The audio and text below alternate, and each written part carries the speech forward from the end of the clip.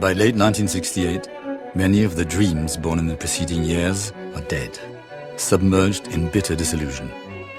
In the years to come, some will hurl themselves headlong into violence. Others will turn their backs on society, preferring an alternative lifestyle. Still others will try to change society through activism in favor of the environment, women's liberation, or gay rights. At Tokyo University, the students occupy Yasuda Auditorium for more than 6 months. When 8,500 police officers launched the final assault in January 1969, it leads to battle scenes worthy of a Kurosawa film. 日本の運動が沈静化した理由の大きなものはもちろん警察の弾圧でした。1969年、1970年にはそれはとても強いものでした。しかし私は基本的に思いますが、この種の運動はそんなに長く続くものではありません。これは日本だけではない。パリの5月革命は2ヶ月しか続かなかった。また2011年のアメリカのオキュパイウォールストリートも2ヶ月だった。香港の雨傘運動も3ヶ月だった。だいたい2ヶ月から3ヶ月というのがこの種の運動の続く限界だと私は思います。これはそんなに長く続くものではない。おそらくこれは人間というものの本性から来ているものだと思います。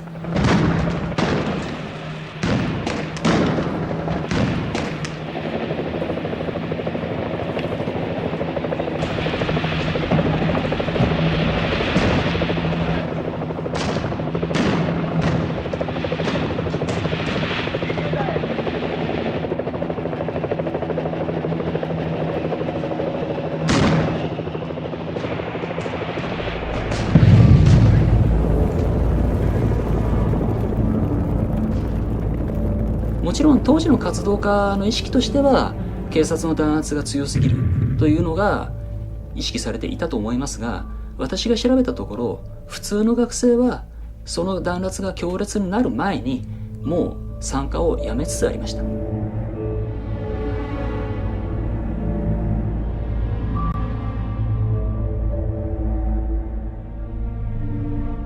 つでも任せる憎い Instead of replacing your film camera with a rifle, why not have one in each hand?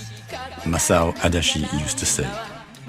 The avant-garde activist director belonged to the Japanese Red Army terrorist group in the 70s, more as a filmmaker than a foot soldier.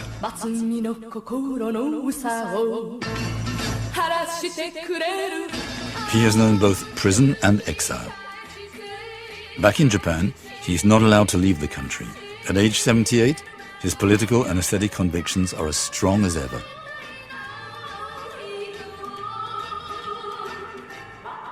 I くつかの撮影現場ではそうなるの。片手に武器を持ち片手にカメラを持ってしか行けないところで撮影したりするのね。でそういう時はあなた武器とカメラも武器ですけれども、それを実行してた。In 1971, having participated in the Cannes Film Festival, Adachi heads off to the Middle East and films Palestinian training camps in Jordan. 私はパレスチナのゲリラの最前線、それから難民キャンプを取材に行ったんですね。そしたらそのパレスチナ難民キャンプの中には日本人青年が何人もボランティア活動をしている。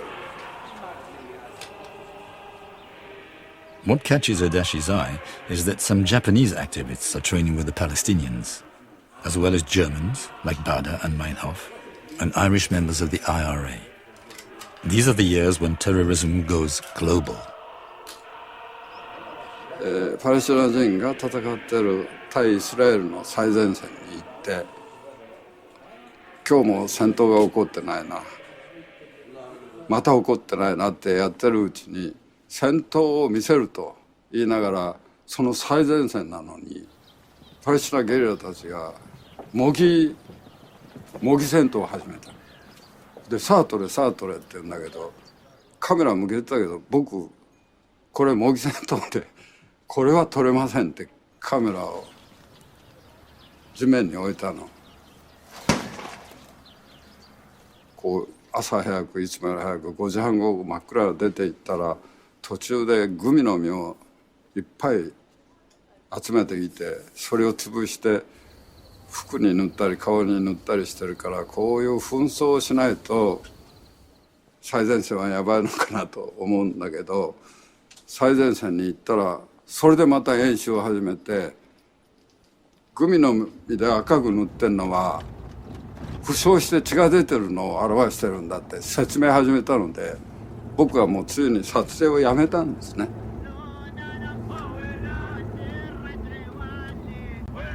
In the camps, Adachi meets leaders of the Popular Front for the Liberation of Palestine, like Ghassan Kanafani, the writer and spokesperson for the movement, who will be assassinated by the Mossad in 1972. I have to tell a message to the comrades in And Leila Khaled, the first woman to hijack an airplane, who sends a message to the people of Japan. While Adachi is there, he also films Fusako Shigenobu, the queen of the Japanese Red Army. Fusako is still in prison today.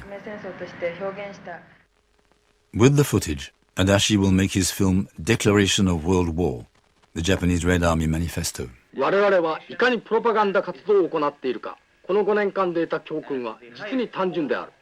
プロパガンダとは即インフォメーションであり、インフォメーションとは真実を伝えることである。しかも真実の最高の形態は武装闘争である。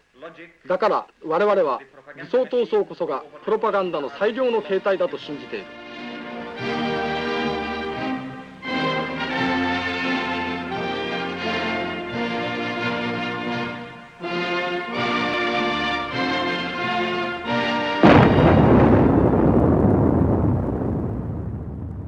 日本に帰っていて映画にしてニュース映画っていうんで上映して回るんだけどまず日本の赤軍派はそういうキャンペーン反対。私たちは銃を練習して革命に邁進するためにそんな文化運動をする気はない。それはもう銃を革命の中心に置いて革命行動をすると。May 30th, 1972. 3 members of the Japanese Red Army, recruited by the FPLP, carry out an attack in Lod Airport in Tel Aviv, Israel, killing 26 people. The first suicide attack in the Middle East becomes a source of inspiration for international terrorism. The Japanese Red Army will continue to commit attacks until the late 80s. The terrorist who was taken alive will be released in 1985 as part of a prisoner exchange.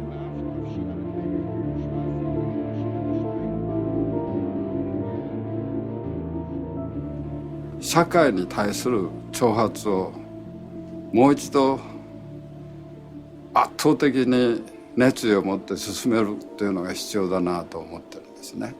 ですから50年経った今もう一度私は若い人たちは加齢臭がする年寄りは向こうに行けと。この間国会で頑張った若者シールズたちは加齢臭する年寄りは向こう行ってくれ、元新作は向こう行ってくれ。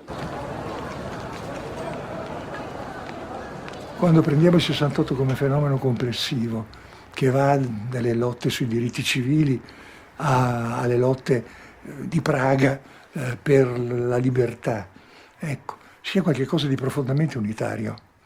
Ecco, è stato un salto e una definizione nuova di quella che era la possibilità di avere degli spazi democratici all'interno della modernizzazione capitalista del dopoguerra.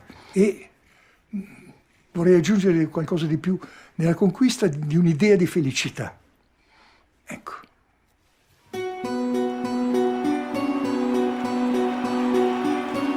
Something incredible has happened. The socialist Salvador Allende became president of Chile on November 3rd, 1970. The explosion of joy, the contagious sense of freedom can be seen on these faces.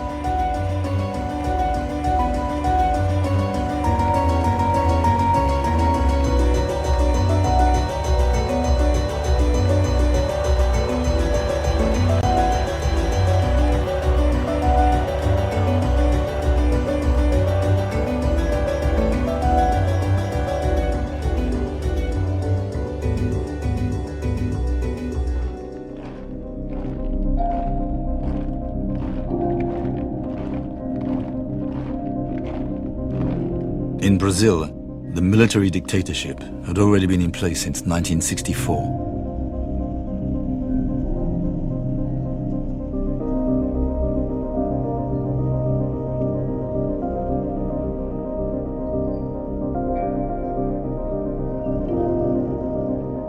Eu acho que 68 tem, além disso, no caso do Brasil, uma certa situação insólita. Ao mesmo tempo que se acirra a repressão a partir de 64, entre 66 e 68 tem uma espécie de efervescência cultural generalizada no Brasil. É teatro, é cinema, é música, é bossa nova, tropicalismo. Hoje você é quem manda, falou, tá falado, não tem discussão, não. A minha gente hoje anda falando de lado e olhando pro chão.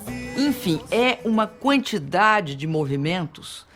Alegria, Alegria do Caetano, é o Chico surgindo. Enfim, a juventude no Brasil passa a ter uma quantidade imensa de opções culturais, num regime fechado. Esconder da enorme euforia, como vai proibir quando o galo insistir em cantar? Água nova brotando e a gente se amando sem parar. In March 1968, soldiers kill Edson Luiz, a student.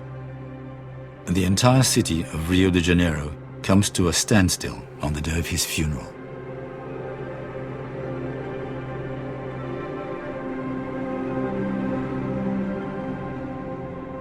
On June 21st, Bloody Friday, police repression leads to a death toll of 28 at a demonstration in front of the American embassy. 5 days later comes the Passeata dos 100.000, the March of the 100,000 in Rio. Students, intellectuals and artists take to the streets. Among them Caetano Veloso and Gilberto Gil, founders of a musical movement that will stand up to the military regime, Tropicalia. The movement's representative in Sao Paulo is Tom Zé.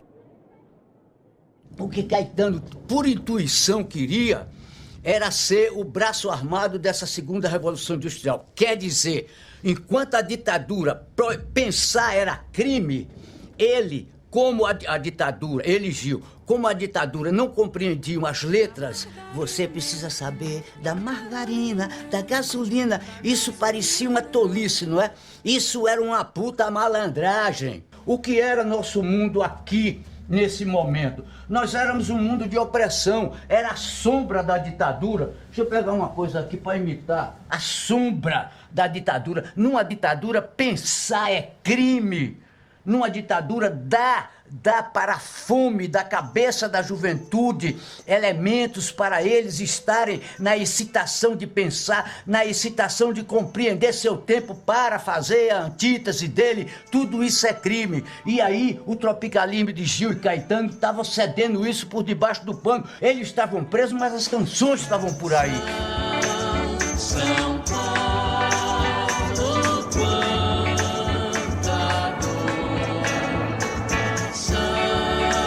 São Paulo, meu amor. São 8 milhões de habitantes de todo canto e nação que se agridem cortesmente, correndo a todo vapor e amando com todo ódio, se odeiam com todo amor. São 8 milhões de habitantes, aglomerada solidão. Vai o festival de 68 da Record. No ano que eu cheguei aqui, com São Paulo, meu amor.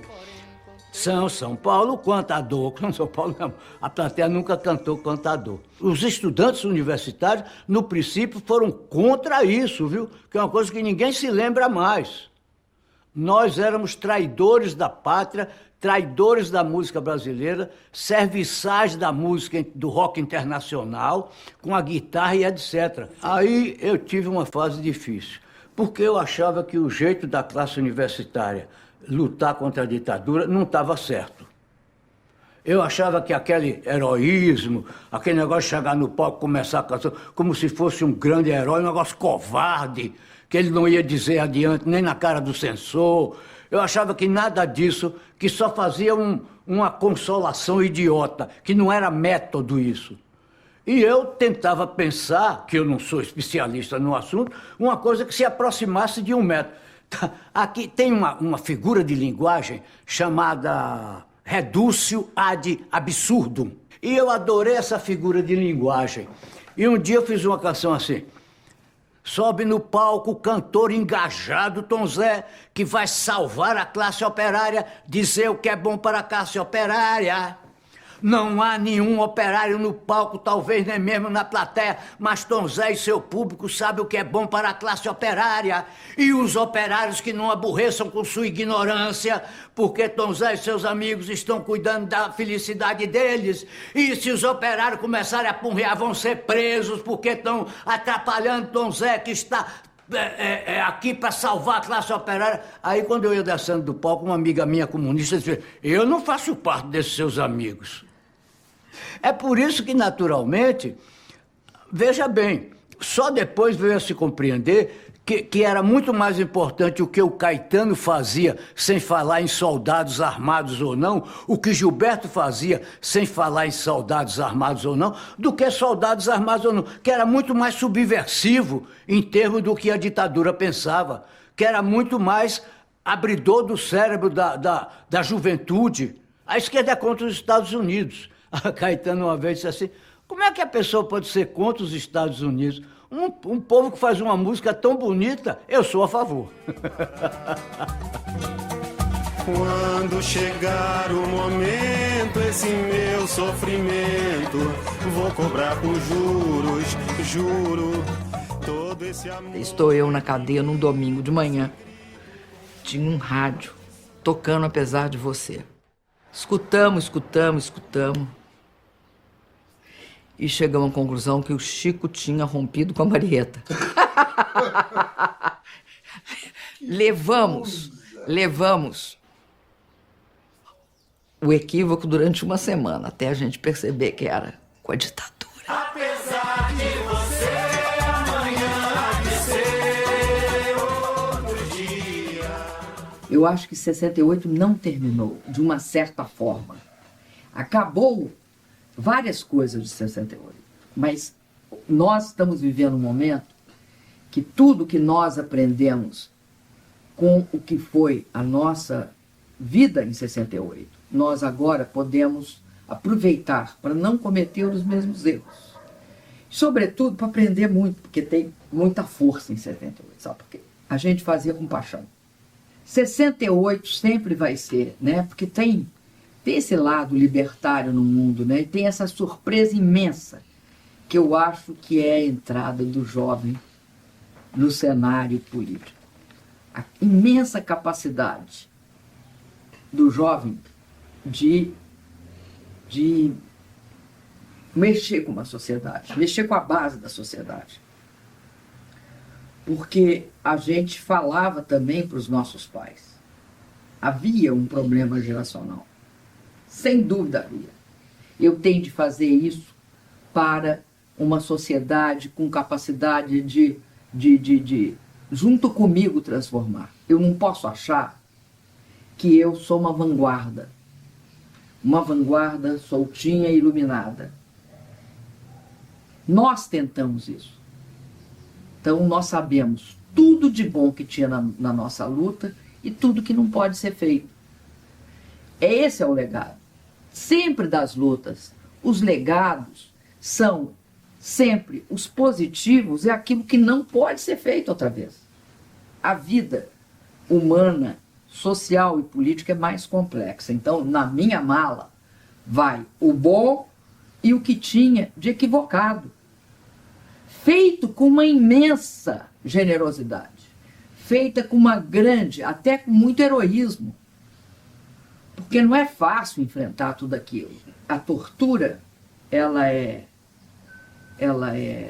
absurda, porque ela mexe com duas coisas, a dor e o medo sempre. Então, essa capacidade de resistir, de ousar, de não se entregar, eu acho que faz parte do lado do positivo, tá? Mas também faz parte do lado que a gente bota dentro da mala, que é o seguinte: não é possível transformar só pela cabeça de uma vanguarda. E daí o papel importante de documentários.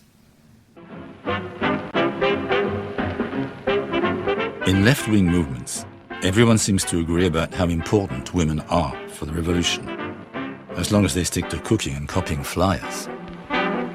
Keep young and beautiful. It's your duty to be beautiful. Keep young and beautiful if you want to be loved. Don't fail to do your stuff with a little powder and a puff. Keep young and beautiful. An old song, and somebody's mother-in-law was singing it as she washed the dishes. So, all those middle-aged women who are still caught in the trap of buying corsets and having their hair done, and buying clothes and trying this and trying that to make themselves more beautiful. If you listen to the words of that song, they are insane. Any woman who actually obeyed what that song told her to do, she's locking herself up. The effervescence of the late 60s brought out a new wave of feminism, born in the USA. The women's liberation movement demands equality for women in every sphere, as well as women's rights to control their own bodies, including the right to say yes or no as they please. As we have seen recently, we still have a long way to go on that score. For many women, especially middle-class women, there was a large question of what kind of work they could do outside of the home, and whether it was permissible to work outside the home, to receive compensation for your work. Was that to abandon your children? Was it to abandon the domestic sphere? Would you be irresponsible in some way if you worked outside the home? But also, I think that more generally, there was a question of sexual autonomy, and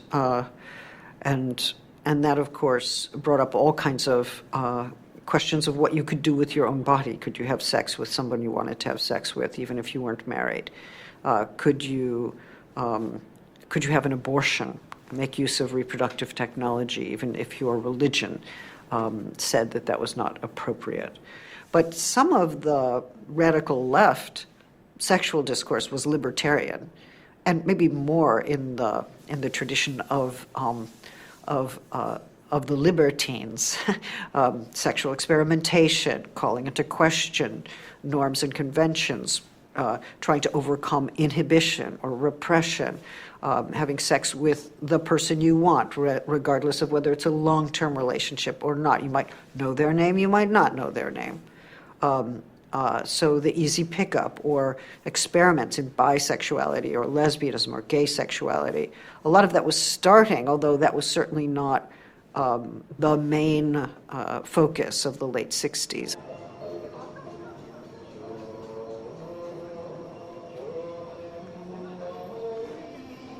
ノーブラっていうのもね、アメリカのウーマンリブの主張の中では大事なことだったんですよ。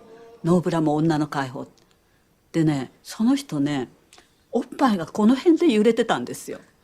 でね、私ね、そういうのを見てね、もうリブの最初からよ、あんまり無理しなくていいんじゃないかっていう、主義主張に準じるっていうのはどうも私は好きじゃないっていう、この辺ってね揺れてたらね、これねかけたらすごく大変だと思うんですよ。急ぐ時にね、この辺で揺れてたら、こういう人は私はね、別にブラジャーしてもそれと女性解放と関係ないっていうふうに思ったんですね。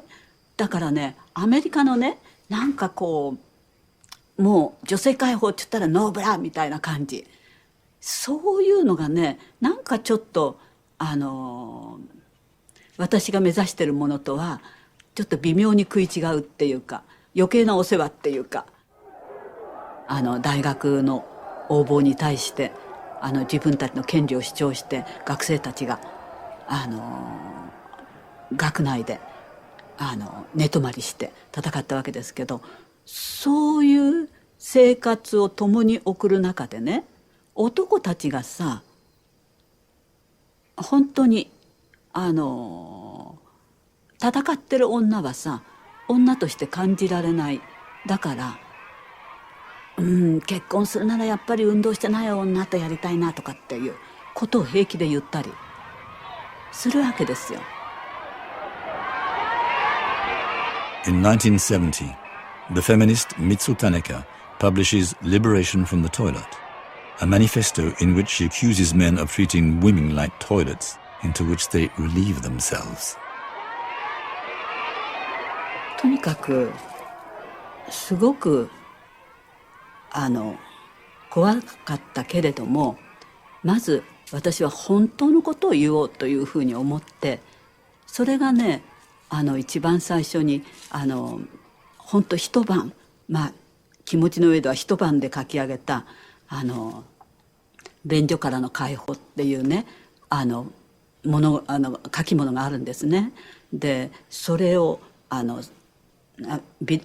短くビラにしたものをこう巻いたらば、その時のね私はもう恐る恐る本当に気持ちの上で追い詰められて、これ以上どこにもいない私を生きるわけにはいかないという、そういう追い詰められた気持ちで巻いたんだけれども、その時にもう女の人たちが集会で巻きましたから、そういうなんとか反対、集会とかそういうとこで巻いたんですけども、ブワーッとビラを取りに来て、こんなにもたくさんの女たちが同じように空虚な思いを抱えてごまかせないところまでこう高まってたんだっていう。Je donnerai aux femmes japonaises le conseil que je donne à toutes les femmes, c'est qu'il faut qu'elles s'émancipent, il faut qu'elles obtiennent une vraie liberté. Pour cela, il y a une seule manière, c'est de se suffire économiquement, c'est-à-dire de travailler. Je leur dirais avant tout de travailler, de prendre un métier et de veiller absolument à ne pas être dépendantes de leur mari si elles se marient. Je leur dirais ensuite que si elles veulent arriver vraiment à une indépendance totale, le mieux pour elles, c'est de ne pas se marier, parce que je trouve que le mariage est presque toujours un instrument d'oppression.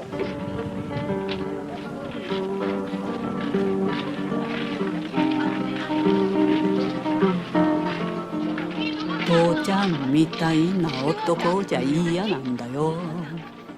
母ちゃんみたいに生きたくないんだよ。レディメイドの人生あたしで終わりさ。ラララハットスリーフォーパワフルウェメンブルー。あはっていう歌なんです。40年前にね作ってもこの新しさって言いたいですよね。私たちのこうやっぱり表現っていうのがすっごくもう抜きんでて当時新しかったっていうことの一つの証拠にはなるんじゃないでしょうかね。The personal is political becomes the rallying cry of second-wave feminists, including Ulrika Meinhof in Germany. Es gibt sicher über Ulrike Meinhof ziemlich viele Mythen, von rechts wie links. Wenn man sich genauer anschaut, was sie getan und was sie geschrieben hat, dann war sie in der Verbindung der alten Kämpfe der 50er Jahre und der 68er ein unglaublich wichtiges Bindeglied. Sie war die erste, um ein Thema zu nehmen, die erste, die in Deutschland über die Situation von Kindern und Jugendlichen in diesen furchtbaren Heimen geschrieben hat. Sie war die allererste politische Journalistin, die nicht nach oben, sondern nach unten geguckt hat. Und geguckt hat, wie leben sogenannte Gastarbeiterfamilien. Wie leben alleinerziehende Frauen im märkischen Viertel. Das hat sie wirklich interessiert.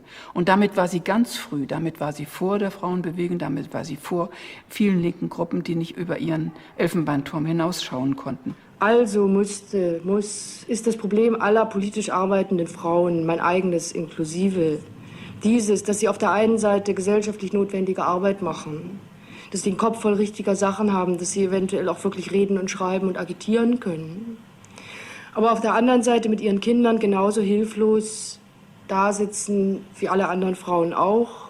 Wenn man so will, ist das die zentrale Unterdrückung der Frau, dass man ihr Privatleben als Privatleben im Gegensatz stellt zu irgendeinem politischen Leben. Schwer. Schwer, unheimlich schwer.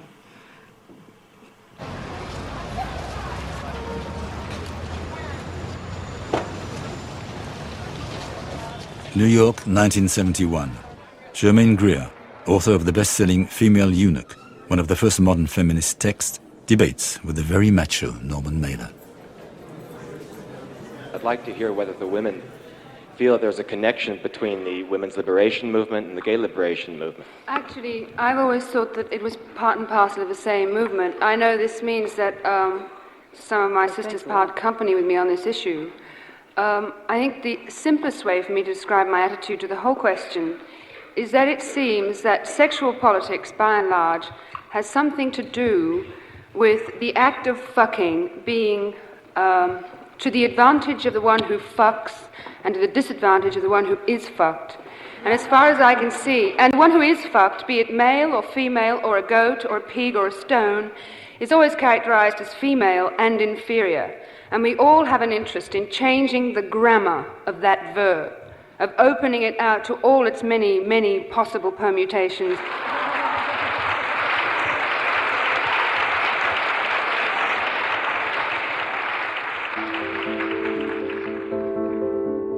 A more open-minded, tolerant atmosphere reigns on the West Coast, in California. Homosexuals can live openly and even dream, like the English painter David Hockney.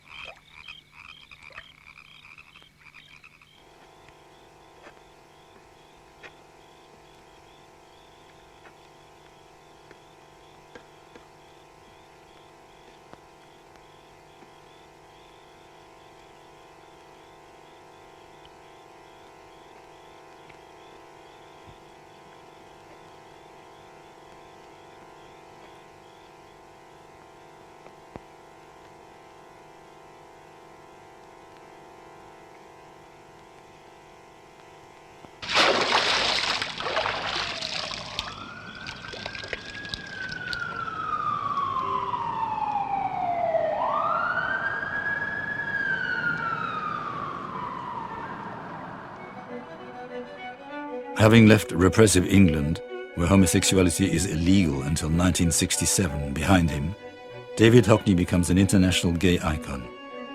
His paintings contribute to the defense of gay culture.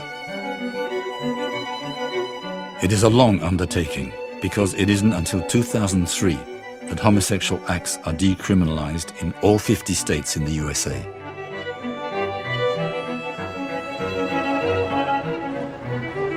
We have been victims for so long, but on the 10th anniversary of the year of Stonewall, you are no longer victims. We are survivors who will never be afraid again when injustice is done to us. That's what you did that night. In 1969, in Greenwich Village in New York, the police raid the Stonewall Inn, one of the few gay bars in the city at a time when it is illegal to serve liquor to homosexuals or for men to dance together. Cross-dressing is illegal for both men and women. The arrival of a tactical patrol force, a unit used against anti-Vietnam War protesters, sparks 6 days of rioting. It is the founding event of the LGBT rights movement around the world. Gay rights fronts are formed in the USA, England, France, and elsewhere. The first gay pride marches are held to commemorate the first anniversary of the Stonewall riots. Their slogan, "Come out."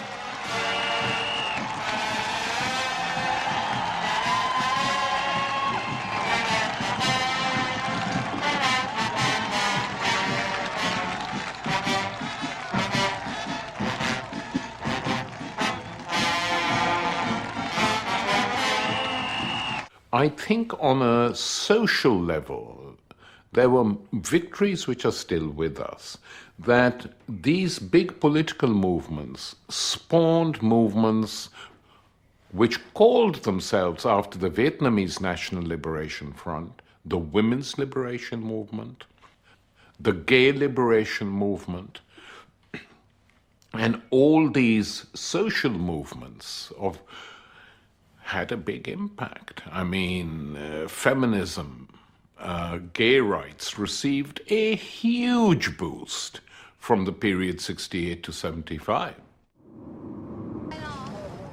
In the late 60s, the counterculture magazine Oz publishes articles about everything the venerable London Times won't. Sex, drugs, rock and roll, alternative lifestyles, and more. The psychedelic layout makes it one of the standard bearers of the hippie aesthetic. In May 1970, Oz invites a group of teens to be guest editors on what will become known as the School Kids issue.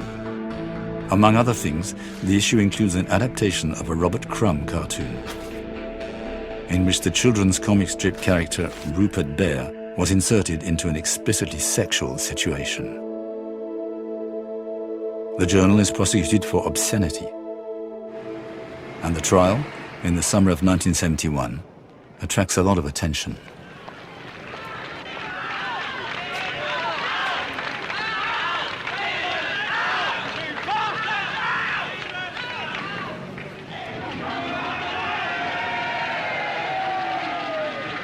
The barrister for the defense pleads, "This case stands at the crossroads of our liberty, at the boundaries of our freedom to think and draw and write what we please."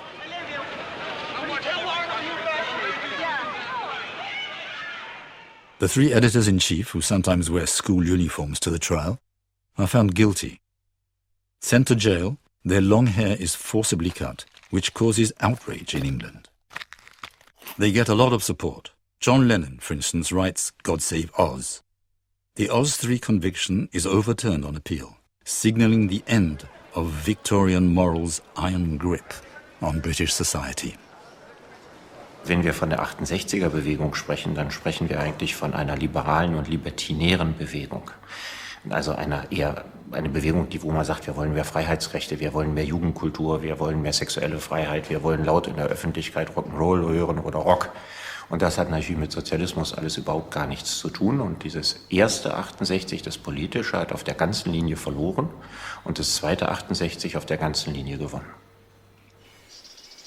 In the early 70s, some activists extend their critique of consumer society, turning towards ecology. In her 1962 book, Silent Spring, the biologist Rachel Carson predicted the advent of a springtime without the songs of birds or buzzing of insects. Like today?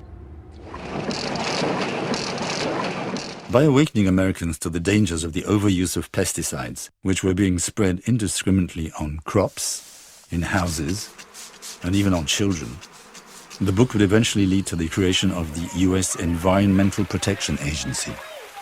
We have to remember that children born today are exposed to these chemicals from birth, perhaps even before birth. Now, what is going to happen to them in adult life as a result of that exposure? We simply don't know.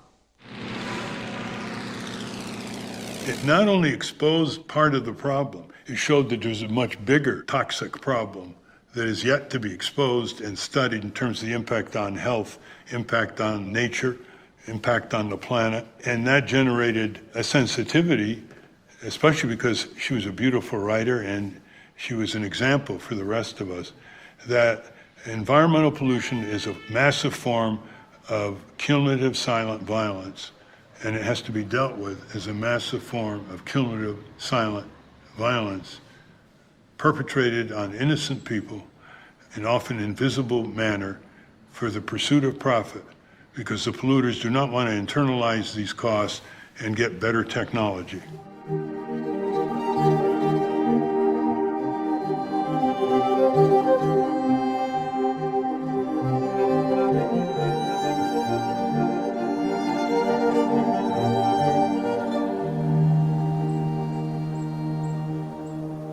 Strange things can sometimes be seen in the landscapes of Wendland, northwest of Berlin, like a boat stranded in the woods. That's because it's near the Gorleben radioactive waste disposal facility, site of pitched battles between anti-nuclear demonstrators and the police. Dieses Schiff ist die Beluga 1, das ist ein altes Greenpeace-Schiff, was tatsächlich auf verschiedenen Gewässern unterwegs gewesen ist für die Umweltschutzorganisation Greenpeace. In 1971, Greenpeace is created to protest American nuclear testing in Alaska. The first NGOs like Doctors Without Borders and WWF are founded in the late 60s and the early 70s. And with them comes a new form of humanitarian mobilization.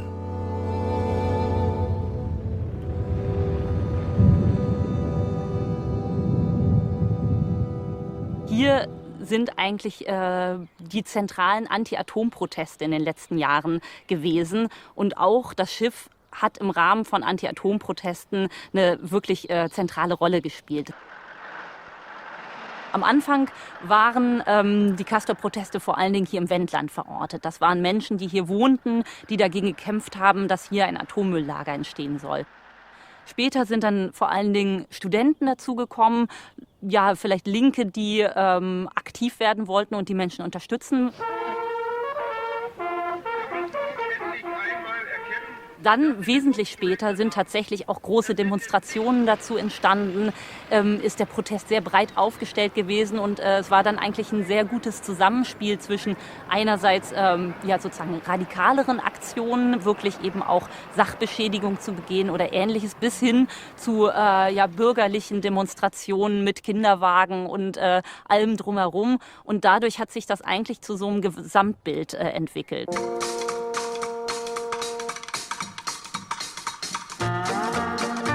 Starting in the mid-60s, France asserts its role as a nuclear power with tests in the idyllic tropical atoll of Mururoa. Well, idyllic?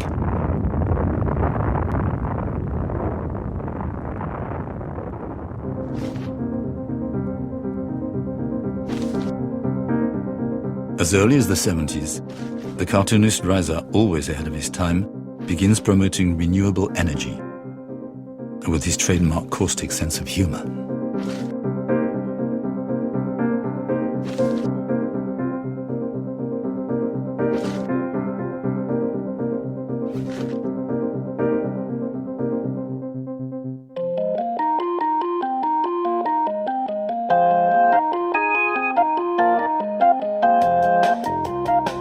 The first major anti-nuclear demonstration in France is held in July 1971 near the nuclear power plant in Bugey.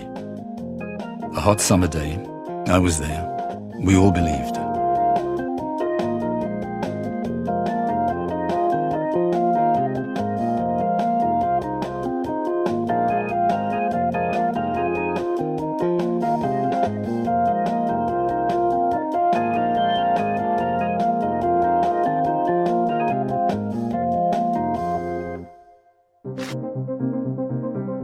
GB, who, like Reiser, is a cartoonist for Charlie Hebdo, publishes The Year 01, a utopian vision of a society without bosses or rules. A film version by Jacques Doyon comes out in 1973. C'est fini, on a tourné la page. C'est l'an 01. Génial, encore une bonne occasion pour rien foutre. Je vais vous montrer, moi, ce que c'est que partir le matin à 6 heures. 8 heures par jour à tourner le tour. Allez, les gus. Allez, Milo. Allez, vas-y, petit. Tu vas aller pisser? Non. Tu peux fumer une cigarette? Non. J'ai jamais fait l'amour la journée, j'irai bien. Salaud. Tu baiseras comme tout le monde après la télé. Alors, merde! On arrête tout. On arrête de faire des vices. Et comme par enchantement, il n'y a plus de chef. Plus de patron. Plus d'armée. Plus de gouvernement. Plus d'auto. Il y a des hommes. 68 a servi l'État, mais a libéré la société pour aller vite, c'est-à-dire qu'a destitué l'ordre de la loi pour instaurer l'ordre du contrat, et donc 68, effectivement, se traduit aujourd'hui à la fois dans la disparition des partis politiques, dans l'émancipation féminine, dans la multiplication des associations. Je crois que 68 a été une formidable libération pour l'individu, mais a été une formidable déroute pour l'intérêt collectif.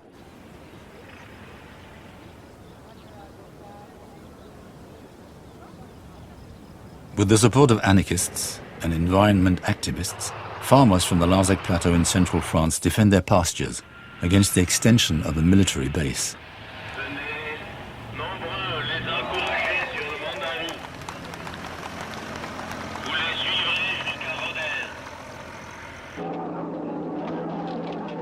In Japan, 40 miles from Tokyo, it's the same battle. Farmers refuse to be expropriated from their land for Narita Airport. Years of popular resistance by the farmers and those who supported them will lead to spectacular battles.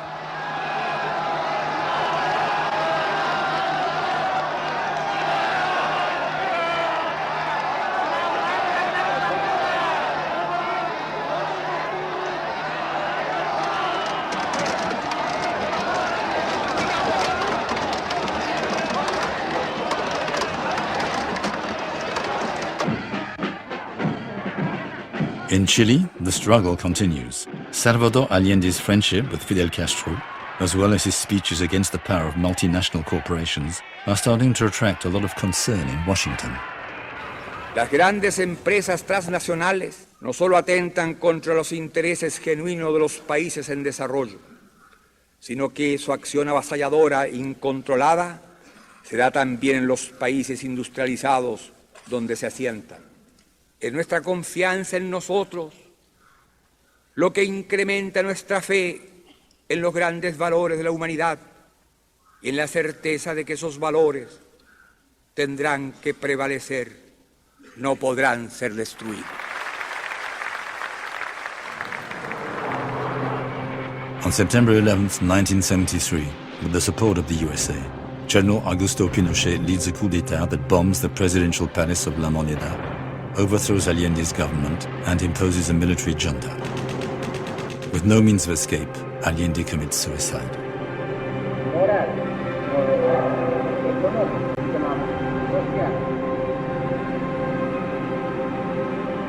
Three days after Allende's death, the Nobel laureate for literature, Pablo Neruda, writes, "My people, the most betrayed of our times."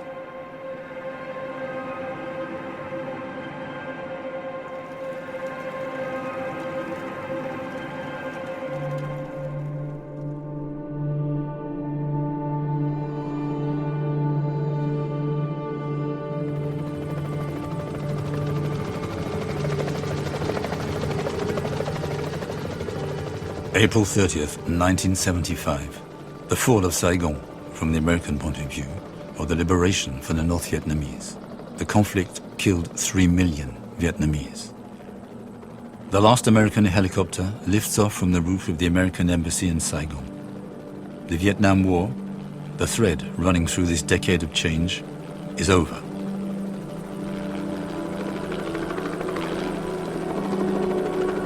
A new era is about to begin that will see dictatorships fall in Europe and neoliberal ideas triumph.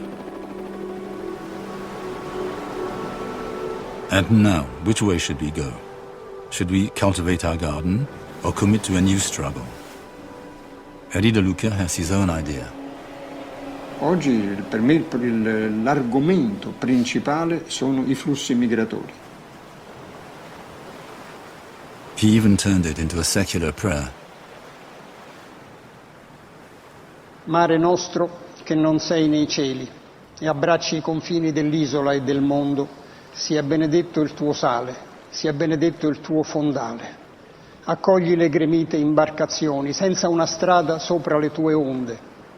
I pescatori usciti nella notte, le loro reti tra le tue creature che tornano al mattino con la pesca dei naufraghi salvati.